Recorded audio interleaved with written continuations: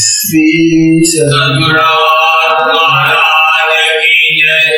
अवधूत चिंतन श्री गुरुदेव दत्त परम पूज्य श्री सद्गुरु संतनाथ महाराज की जय।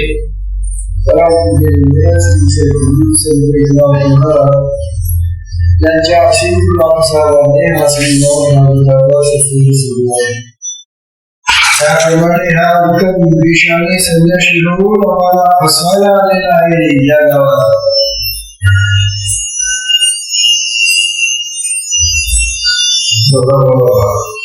ज्याला मारले असता दोष लागणार नाही आपल्याला, त्याला बदला आपल्याला काही दोष लागणार नाही।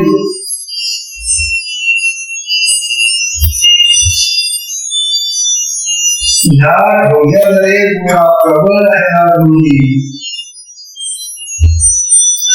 घेतलेल्या सर्वाला छान सांभाळतो। आम्ही चार दिला असता जसा पावटळलेले महामेरू भाद्रक नाही त्याप्रमाणे डगमगत नाही। किती छान अन्न आणि वस्त्र मिळवण्याकरिताच याच्या धैर्याचे हे शाणपण आहे। स्वतःवर पूर्ण लक्ष ठेवून याने बकाप्रमाणे गहू धरलेले आहे। बघाप्रमाणे बघा मासा गिळण्यासाठी जसा म्हणून धरून उभा राहतो बघा आडवाडे, त्याप्रमाणे हाही समजावा। या भोळ्या माणसांना लुटायला आलेला आता हा द्रव्यलोभाकरिता पुरेसा त्रास होणारा नाही, हीच याला दृढ सवय झालेली आहे। म्हणून याला उपद्रवाची खिसगंती नाही। कोणी म्हणाले एवढी धैर्याची बुद्धी असे म्हणून त्याला गाथा मारू लागले। एवढी धैर्याची बुद्धी म्हणून त्याला गाथा मारायला लागले। कोणी त्याच्या कानात काड्या काढायला लागले। जैसे कान फोडले होते कान काड्या काढायला त्याच्या कानात।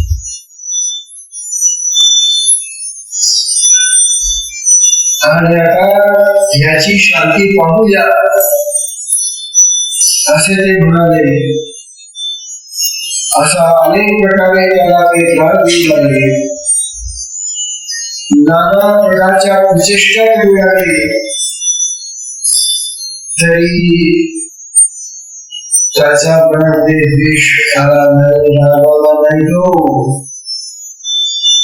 त्याची शांती आढळून होती। जो त्याची शांती ते पाहू लागले तो कृष्ण संतापले।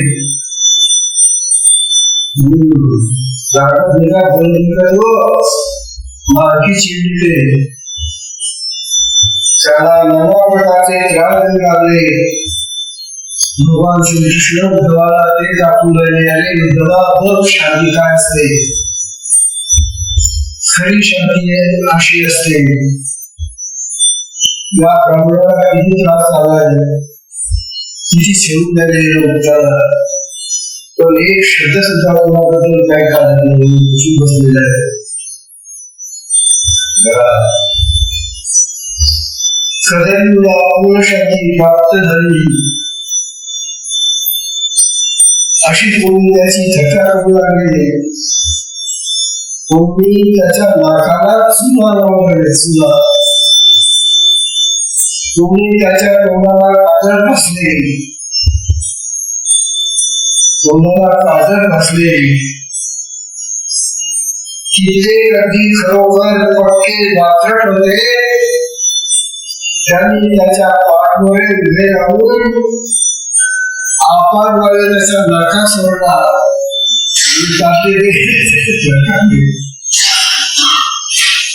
आपाद्वारे त्याचा नाका सोडला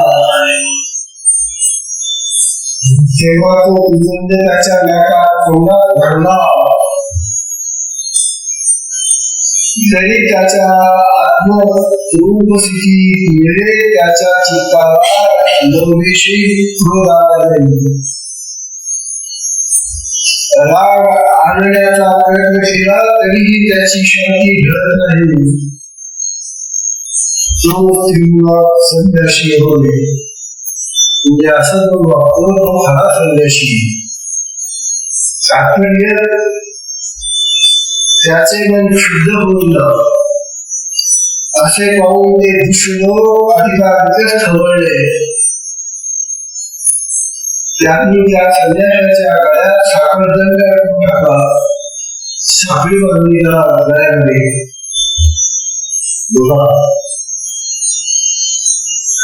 साखरदंड त्याला बांधून समाजावर आणण्यात आला. गावातल्या समाजावर आणण्यात आला.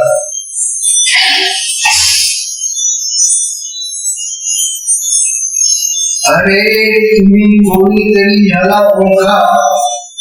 ते ओळखू लागले. जो पुण्य करणे करणारा होता तोच हा शरणयोगी आहे. तो आज आम्ही धरला आहे, पकडला या. हा अत्यंत धर्मी गांभीर आहे, योगी आहे. ज्याप्रमाणे गारुडी मकडाला बांधून ठेवतो त्याप्रमाणे त्यांनी तो संन्यासी घट्ट बांधून ठेवला. आणि मग सर्व मिळून समोरून मागे घेऊन त्याला बोलू लागले, तू इकडे बघतो, इकडे बघतो, इकडे बघतो. अशी त्याची उभार सुरू झाली. कोणी पूर्वेला उडी होते तर कोणी पश्चिमेला उडत होते. यामुळे सर्वांना संतोष होत होता.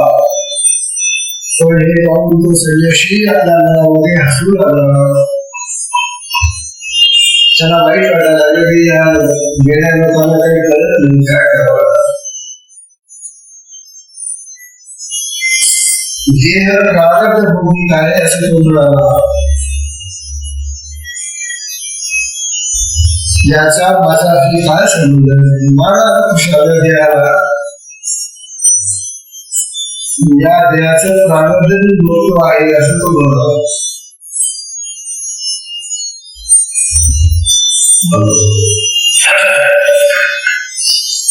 अशा विवेकाने तो क्षमेने परिपूर्ण झाला होता. तो कोणाचे दुर्बल होता. ज्या ठिकाणी आपले भाऊबंध सगळे झाले इष्टमित्र आहे, ज्यांनी पूर्वी आपला अतिशय सन्मान केलेला होता, त्यांच्या देखत जो मुळीच त्रास न बांधला मग संत दुर्गाला आहे. भगवान सांगताय त्याच्या पाशी खरोखर पूर्ण शांती आहे असे समज. आणि लौकिक प्रतिष्ठेमुळे ज्याचे मन नाचते त्याच्या ठिकाणी शांती राहत नाही. लौकिक प्रतिष्ठा आपण दाखल करतो, आपल्याकडे शांती राहत नाही. अहो पहा, त्याला इतका त्रास दिला असता त्याच्या मनाला क्रोध येईल. त्या संन्यासाची शुद्ध देवानी सुद्धा सांगत आहे.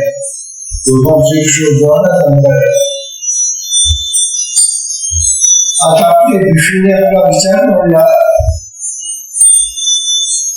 भिक्षूने आपला विचार सांगितला. तो म्हणाला, 3 प्रकारच्या म्हणजे संचित क्रियमान आणि प्रारब्ध. 3 प्रकारच्या प्रारब्धाने सर्व लोक बद्ध झालेले आहे. प्रत्येकाला असं प्रकारे प्रारब्ध संचित असतं, क्रियमान प्रारब्ध असतं. ते आता चालू म्हणून राहिलेल्या क्रियमान म्हणतात. आणि प्रारब्ध म्हणजे जे संचित असतं ते संचित त्रिगुण आणि प्रारब्ध त्यामुळे ते अवश्य भोगावे लागते. आता जसं प्रारब्ध असेल तसं त्याला भोगावं लागतं. राजा वर्ग यातून सुधरत नाही. प्रारब्धाच्या भोगातून पंचमहाभूतापासून होणारी पीडा ही भौतिक पीडा आहे.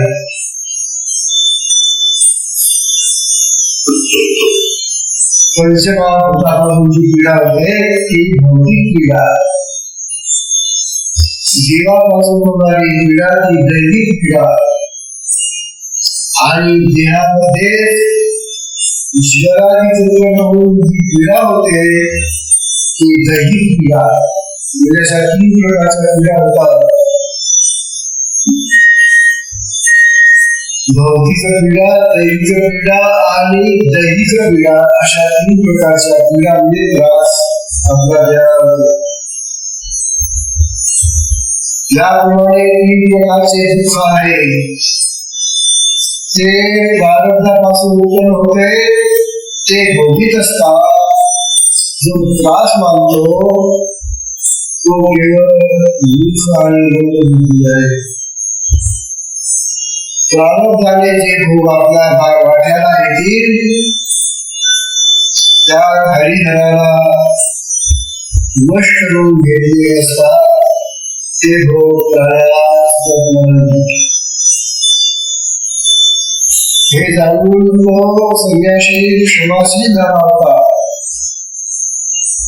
श्रीकृष्ण पांडवांना सहाय्य करीत होता. तरी त्यांनी नष्टचे भोगलेच नव्हते. त्यावेळी विष्णू आणि शंकर यांना जरी सहाय्य करून घेतली तरी प्रारब्धाला कळत नाही. तर देवाला जरी गोष्ट दिलं तरी आपल्याला जे प्रारब्ध भोगतात ते भोगावेच लागतात. दुष्ट लोकांच्या उपद्रवाने तो संन्यासी आपली शांती सोडली. सात्विक धैर्य धरल्यामुळे त्याची धर्मस्थिती ढळलीच नाही. त्या विष्णूची गाथा करायची आहे तुला सांगतो. वाघाने गाथा गायली आहे त्या विष्णूने. भगवान श्रीकृष्ण उद्धवा तुझी गाथा मी तुला सांगतो आहे. उद्धवाची अत्यंत स्वस्थ करून खरोखर तो भोग श्रवण कर. त्याच्या गाथेला हा भोग मी श्रवण करा.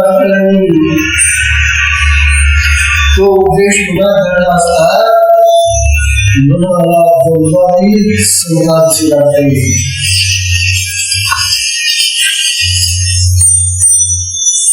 आत्मशांती सहज प्राप्त होते त्यावेळी आणि सारी जगती घरात येते. ज्याला श्रीकृष्णाने स्वस्थ चित्त केले त्या उद्धवाचे भाग्य जगामध्ये भाग होते. श्रीकृष्ण म्हणाले विष्णू स्वतः काय म्हणाला ते वर्णन नाही करता. उद्धवा ऐकता झाला.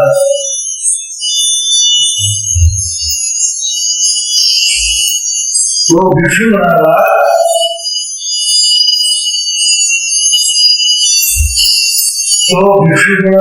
सज्जन दुर्जन आणि साधारण असे जे 3 प्रकारचे लोक असतात. कोणत्या प्रकारचा 3 प्रकारचे लोक असतात जगात. सज्जन असतात, काही दुर्जन असतात आणि काही सामान्य साधारण असतात. असे 3 प्रकारचे असतात.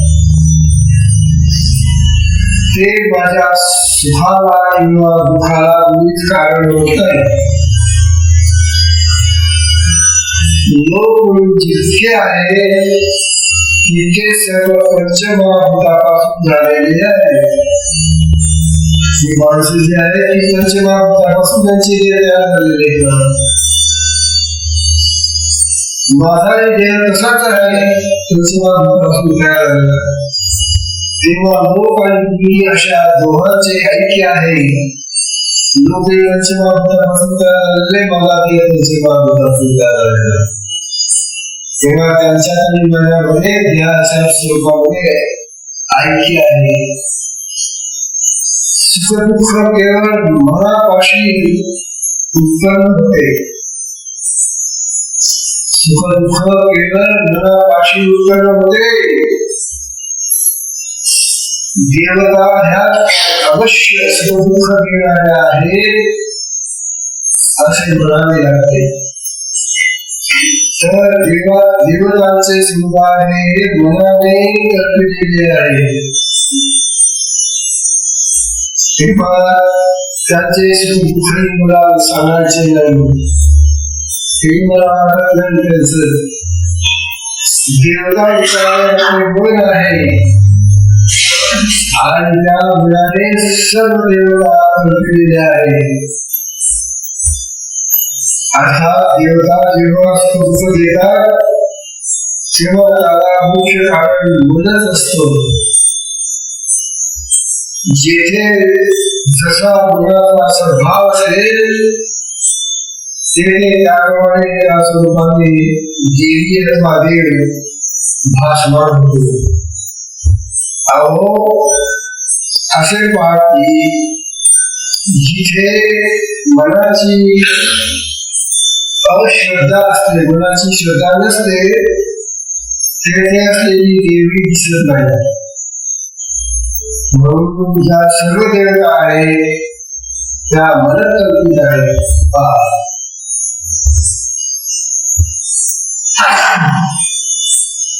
या देवता मनकल्पित आहे असं तो म्हणतो. किंवा त्यांच्यापासून दुःखाची व्यथा झाल्यास ती माझ्या मनाने होते असे समजावं. बरे, आत्मा हा सुख दुःखाचे कारण आहे असे म्हणावे तर हे बोलणे मुळीच खोटे आहे. आत्मा काही सुख दुःखाचं कारण नाही. आत्म्याला आत्म्याच्या ठिकाणी भेदभाव मुळीच नाही. मी एक सुख दुःख देणारा आहे आणि हा एक सुख दुःख होणारा आहे ही गोष्ट वास्तविक आत्म्याच्या ठिकाणी नाही. जन्मकाळचे ग्रह सुख दुःखास कारण असतात. जन्मकाळ जे ग्रह असतात ते सुख दुःखाचं कारण वेगळे असं म्हणावं तर आपले मन हे स्वतः ग्रहांचाही ग्रह आहे. ते जन्ममरण भोगायला लावते म्हणून ग्रहांची ग्रहदशा पडेपर्यंत असते. मनाची ग्रहदशा त्याहून अधिक आहे. ते नाना तऱ्हेने दुःख देते, दुःख भोगवते आणि जन्मजन्मांतरीही सोडत नाही. दुष्ट ग्रह थोडा पीडा देतात पण मनाची पीडा कोट्यावधी जन्म संपत नाही. दुष्ट ग्रह असतो तो आपली भोगल्याच्या भोगली सोडून देतो परंतु मन कल्पांती सोडित नाही.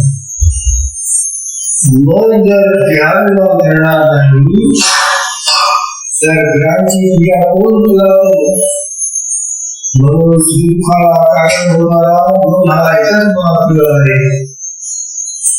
आता येथे आपले कर्म दुःखदायक आहे असे पण म्हणता येत नाही.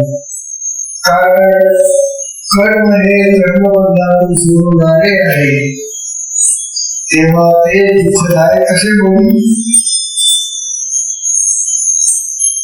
आपले कर्म स्वाभाविक व अत्यंत पवित्र असतात म्हणूनच त्याला सकाम बनवते आणि त्यामुळे अनेक प्रकारचे दुःख देऊन अनेक येऊन भोगावायला लागते. अहो कर्माच्या क्रियासंबंधाने जेव्हा मनाचा संकल्प कर्माकडे लागत नाही तेव्हा किती सुखदुःखे असली तरी आपले कर्माचा नाश करते. देह हा सुखदुःख काय करणार, देह हा सुखदुःख काय काढणार, आत्मा तर सुखदुःख जाणवत नाही. या सुखदुःखाचे गाणे घडावायचे आणि ते सुखदुःख बोलावायला लावायचे हे सर्व मनाच्या सत्तेने चालते. तेथे सुख देणारे मनच कार्य मनच आहे. लोक त्या मनाच्या आई म्हणून व्यर्थ सुख होतात. सुख देणारा काळ आहे असे कोण म्हणतात, हे बरोबर नाही. मनसंकल्पाचा संकेत होईल तशीच काळाची सत्ता चालते. आपण अजरामर असतात मला मरण आहे अशी मनानेच आपली कल्पना करून घेतली आहे आणि त्यामुळेच काळ पाठीमागे लागतो आणि क्षणाक्षणाने नाहीसा करतो. हे समज आपणच आपल्या हाताने अंथरुणात झाडून फुसून ठेवले आणि ते रात्री झोपा बसले तर साप चावला भयाने दिसायला लोक गेला.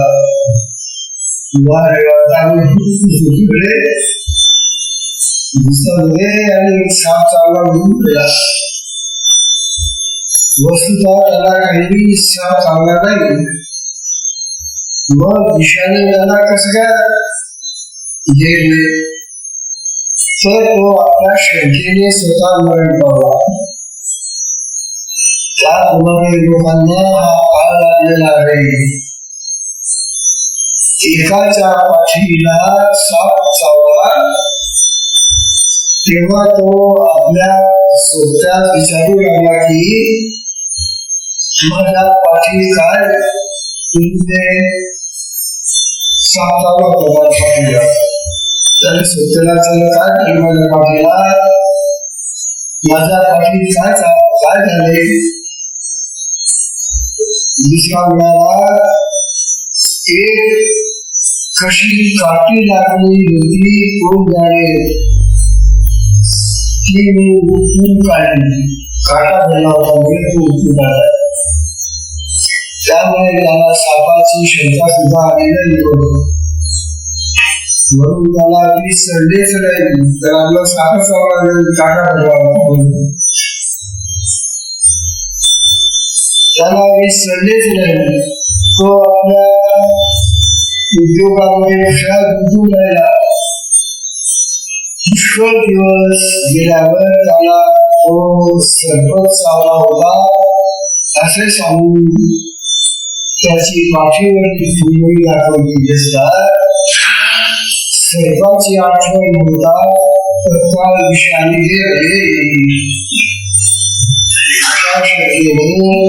त्याचा प्राण गेला. त्याप्रमाणे निर्विकल्प पुरुषाला संकल्पाची शंका येते. त्याच वेळी त्याच्या नाशाविषयी तयार होतो. पण खरोखर निश्चितपणे ज्याचे मन मी अमर आहे असे म्हणते त्याची घर तारांबंदी करतो. मनशंकेनेच काळ असह्य होतो. जो स्वतः निर्विकल्प आहे त्याच्याकडे काही देत नाही कारण त्याच्याजवळ काहीच नश्वर नसते. तेव्हा का कुठे शिकणार. याप्रमाणे काळ हा काही सुखदुःख देणारा नव्हे हे लक्षात आलं.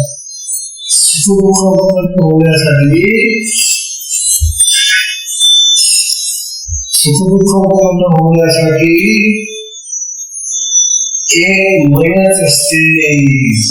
मनामुळे हे सगळं घडतं. अशा प्रकारे संसार मनकल्पित आहे. आपला संसार मनकल्पित आहे. खरा संसार मनकल्पित आहे. असे सर्व अशा प्रकारे मनाने जन्म मरणाची कल्पना केली आहे.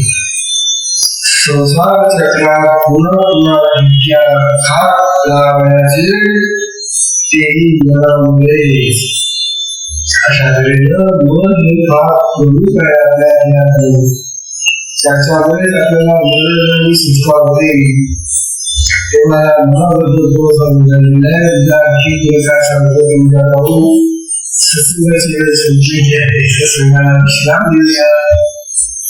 हरिओम.